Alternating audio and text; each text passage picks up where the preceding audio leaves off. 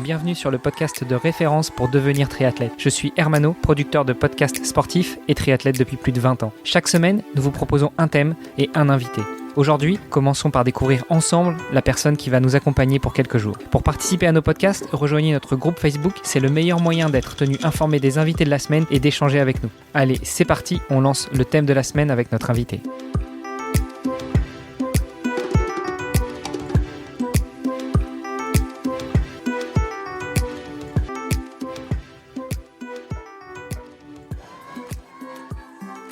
Salut les sportifs, c'est Hermano et vous êtes dans le premier épisode de la semaine où nous recevons un invité. Vous êtes sur le podcast Devenir triathlète et à mes côtés, j'ai toujours mon ami Olivier de Scooter. Salut Olivier. Salut Hermano. Et notre invité de la semaine, monsieur Stéphane Leca, une recommandation de David Holderbach que nous avons reçue il y a quelques semaines. Stéphane, je suis enchanté de te recevoir sur le podcast. Bonjour. Bonjour Hermano, bonjour Olivier. Comme je te l'expliquais un petit peu en off, on a une tradition dans ce podcast, c'est que le premier épisode de la semaine, on donne la parole à nos invités pour qu'ils nous en disent un petit peu plus sur eux. Donc Stéphane, le micro est à toi, dis-nous tout. Qui es-tu ? Quel âge as-tu ? Que fais-tu dans la vie ? Qu'as-tu fait dans ta vie de sportif et autres ? Et puis, que fais-tu maintenant ? Alors, donc Stéphane Leca, j'ai 49 ans, j'ai 2 enfants magnifiques, un de 22 ans et une jeune fille de 14 ans. Merci. Donc, mon métier, je suis directeur de l'eau libre à la Fédération française de natation. Je suis détaché par le ministère des Sports pour la Fédération française de natation.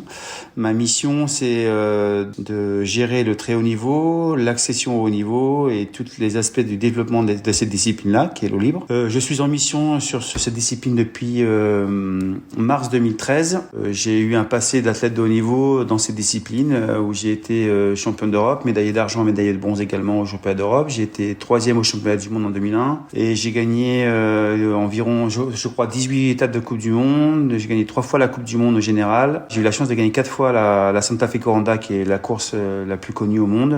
Et je suis toujours détenteur du record de la traversée du lac Saint-Jean, qui est une course très connue dans le monde entier. Ça fera 22 ans cette année parce que malheureusement, elle ne sera pas organisée cette année. Voilà, j'ai une belle carrière et aujourd'hui, en fait, je suis lancé à fond sur les Jeux Olympiques pour la préparation des Jeux Olympiques. Et même si le développement est important et on l'oublie pas, et j'ai toute une équipe autour de moi qui travaille en fait avec moi sur les différents projets. Pour expliquer à nos auditrices et nos auditeurs, pour planter déjà le décor, nous on est en visio avec Olivier et avec toi et on te voit, tu arbores le joli polo bleu de l'équipe de France, on voit le coq, on voit, vous êtes je suppose sponsorisé par Lacoste, donc on voit le crocodile bleu, blanc, rouge, ça plante déjà le décor. On a un officiel d'une fédération française et normalement nos auditrices et nos auditeurs connaissent, mais peut-être peux-tu préciser ce que c'est que l'eau libre ? Ça parle peut-être pas à tout le monde. Alors l'eau libre, c'est une discipline magnifique en toute objectivité. Comme tes enfants, c'est ça ?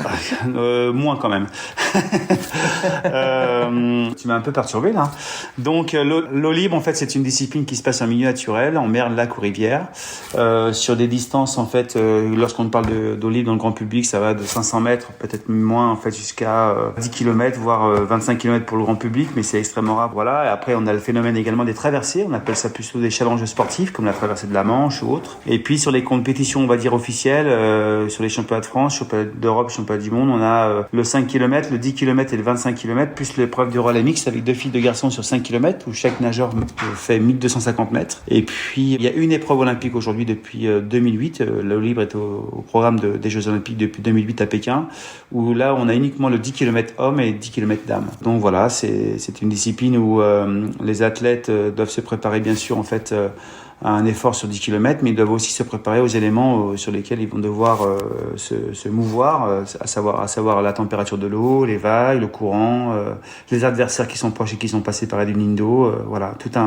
un projet. Et du coup, Stéphane, comment est-ce que tu es arrivé à l'eau libre ? En fait, finalement, tu as commencé comment ? Tu étais peut-être en piscine au début, et puis tu t'es dirigé vers l'eau libre, ou bien dès le début, tu as trouvé ta voie très tôt ? J'ai eu un parcours de nageur en bassin. J'étais dans les meilleurs Français de ma catégorie. Je me suis aperçu que sur les périodes foncières vraiment importantes, j'arrivais à garder une vitesse élevée par rapport à mes concurrents lorsque j'étais dans ce type d'entraînement. Je je les supportais mieux et j'étais capable en fait de garder une vitesse importante. Et donc en 1993, il y a eu un championnat de France en France auquel j'ai pas participé, mais je me suis dit que voilà, étant donné que sur les périodes foncières j'étais assez fort et que j'étais capable d'engendrer les jours et les semaines comme celle-ci, et ben que c'était peut-être ma voie.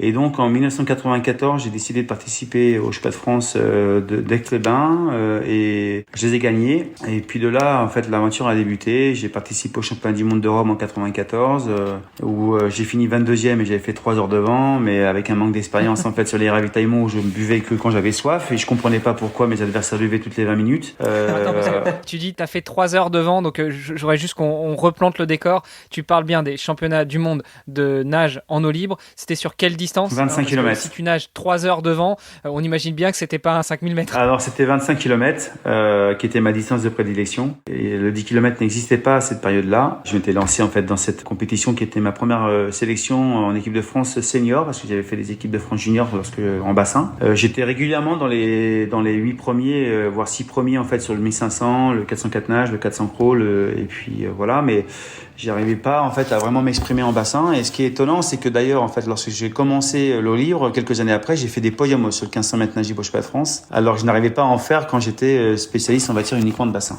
Donc voilà. Et c'est dû à quoi ça, d'après toi? Bah en fait. C'est quoi? C'est une barrière? C'est un truc. Alors il y a une partie mentale. Il y a changé certainement une partie mentale où en fait l'eau libre en fait apporte cette qualité où vous êtes obligé de mieux vous connaître pour mieux gérer les efforts et puis il y a aussi cette capacité en fait à apprendre sur vous et à vraiment élever les curseurs en fait sur ce que c'est que l'effort. Et j'avais une organisation assez particulière parce que je m'entraînais quasiment 75% du temps seul à l'INSEP au Centre national. Il n'y avait pas l'entraîneur avec moi sauf un ami qui venait parfois le matin quand il pouvait. Donc je gérais vraiment ma carrière en fait de A à Z. Ce qui peut expliquer après ta reconversion, mais on y reviendra dans un autre épisode cette semaine. Je voulais revenir sur toute ta carrière. Olivier t'a demandé d'où venait cet amour pour l'eau libre. Donc 93, tu nous as dit, si j'ai bien calculé, tu avais 22 ans quand tu vois ces championnats de France et 23 quand tu les fais pour la première fois. Et après, c'est une carrière qui a duré combien de temps? À quel moment tu fais cette traversée et tu décroches ce record? Pourquoi l'eau libre? Parce que je pense que j'ai toujours aimé nager dans les grands espaces. Alors de où ça vient? Je pense que ça vient du fait que j'ai commencé à apprendre à nager avec mon grand-père sur le lac de Serpenson. Est-ce que ça a un lien? Je pense, mais je peux pas le garantir. Mais en tout cas, c'est quelque chose qui est ancré dans ma mémoire. Et puis j'ai toujours aimé en fait nager toute mon enfance, et même quand je nageais en bassin dans les lacs. Et puis en 1993, je fais quand même une course avec des amis à Issoire, une traversée qui partait de Suisse et qui arrivait à Issoire, et je gagne. Et je me dis bon, quand même c'était sympa, ça m'a bien plu. Et puis ensuite, je me lance. Et puis donc en 94, je fais le championnat du monde de Rome où voilà, je comprends que j'ai mal géré à la fin de la course, je comprends que j'ai mal géré, mais que y a peut-être quelque chose à faire. Et puis 6 mois après, je me retrouve en Argentine pour une Coupe du Monde à Santa Fe où c'est la folie. Je vois des mondes partout dans les rues, toute la population de la ville en fait est axée sur la course. Il y a plus de 100 000 personnes sur le départ, des télévisions en direct, des hélicoptères en l'air, du monde rempli sur les ponts, et il y a les champions du monde qui est là, les gens qui ont fait le podium en fait l'été d'avant sont présents, et je me dis on va être un peu plus humble, on va pas faire 3 heures devant, surtout que la course faisait 8 heures, puisque c'était 57 km. Et donc 57 bornes de natation. Olivier, c'est pour toi ça. Alors juste pour l'histoire, on a un petit private joke dans le podcast. Olivier dit toujours qu'il sait pas très bien nager. Donc à chaque fois qu'on parle natation, et c'est quand même un podcast de triathlon, donc on en parle très souvent, je pose la question à Olivier. Bon, je te demanderai pas, là pour le coup Stéphane, quel est ton niveau estimé de natation par rapport à Olivier. On a bien compris qu'il était bien au-delà de beaucoup de monde. Il l'a été, c'est différent maintenant. Mais parce que du coup, par curiosité, 57 km, du coup, comment ça se gère en fait? Parce que je pense que c'est quelque chose qui est difficilement concevable, je crois, pour la plupart des athlètes. On n'a pas tous la chance de nager des distances pareilles. Comment est-ce que ça se gère un 57 km en fait? Déjà ça se gère en se disant qu'au départ on n'a pas 57 km à faire, on est centré en fait sur la compétition, sur ses adversaires, sur soi-même. L'erreur à faire justement, ça serait de se dire j'ai 57 km à faire. Il faut pas être dans ce temps, il faut pas être dans le kilomètre, il faut être dans l'action, dans la stratégie, et j'en souris parce que c'est ce qui me plaisait énormément, et dans l'adversité, dans soi en fait, dans le ressenti que l'on a en fait aux différents moments de la course, et justement aller chercher les solutions dans les moments difficiles. difficiles pour mieux les passer et après en fait les bonifier. Voilà, c'est un peu l'état d'esprit selon moi, hein, mais c'est comme ça que je les préparais. Et justement, la première fois que je fais un 25 km à Rome, j'ai fait l'erreur au départ en fait de regarder en fait une pointe au bout où on me disait c'est là-bas l'arrivée, et je me suis dit c'est pas possible quoi, c'est fait loin quand même 25 km en nageant. Je l'ai plus jamais refait ça. J'assistais souvent tout le temps avec grand sérieux au briefing des courses la veille. Mais je regardais jamais en fait le point B. En fait, j'ai regardé en fait les points fondamentaux importants en fait, les passages de bouée, etc. Mais jamais j'ancrais dans ma tête en fait le nombre de kilomètres ou voilà, j'étais dans un nombre de temps bien sûr. Je calculais mes ravitaillements en fonction de ça. Pour moi, c'était pas primordial en fait. Ce qui était primordial en fait, c'était de la stratégie pour toucher le premier. J'ai énormément de questions, mais on reviendra encore dessus sur les épisodes de cette semaine. Peut-être là, il y a un truc qui me fait tiquer, c'est que tu nous dis à Rome, c'est ton premier 25 km pour les championnats du monde. Et 6 mois après, tu fais 57 bornes. Faut que tu m'expliques, parce que même en courant, je me vois pas courir 25 aujourd'hui et 57 dans 6 mois. Donc explique-moi. En fait, c'était un peu l'aventure, et puis il y avait pas beaucoup de courses à cette période-là, et d'ailleurs, on n'a plus beaucoup non plus en fait en ce moment sur le grand marathon. Je parle de ça sans parler de la situation sanitaire actuelle. Les fédérations internationales en fait ne font pas le job selon moi en fait pour faire la promotion en fait de ces disciplines, de ces distances-là. Ça c'est un autre sujet, mais je sais pas, moi je me suis retrouvé en Coupe du Monde en Argentine parce que il y avait à ce moment-là un petit groupe qui a duré 1 an en fait à l'INSEP, au centre d'entraînement national, où il y avait créé un groupe eau libre.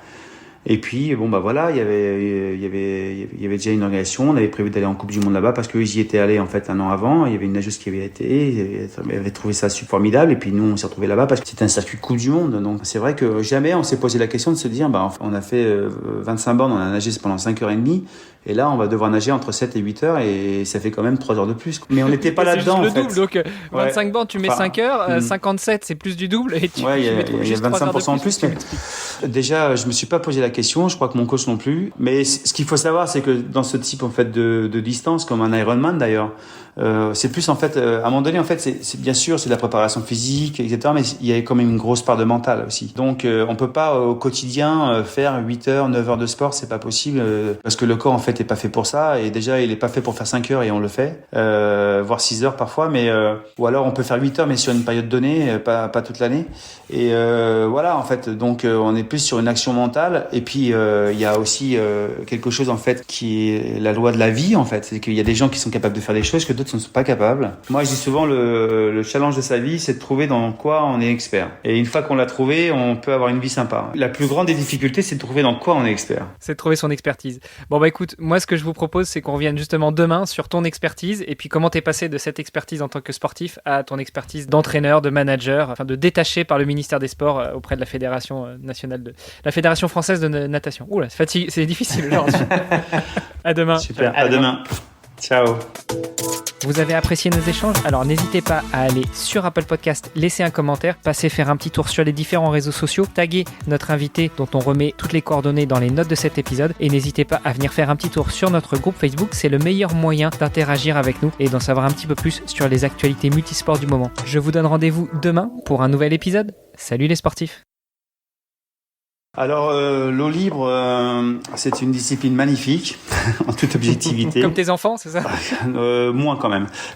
Attends, on n'a pas encore parlé de ton épouse.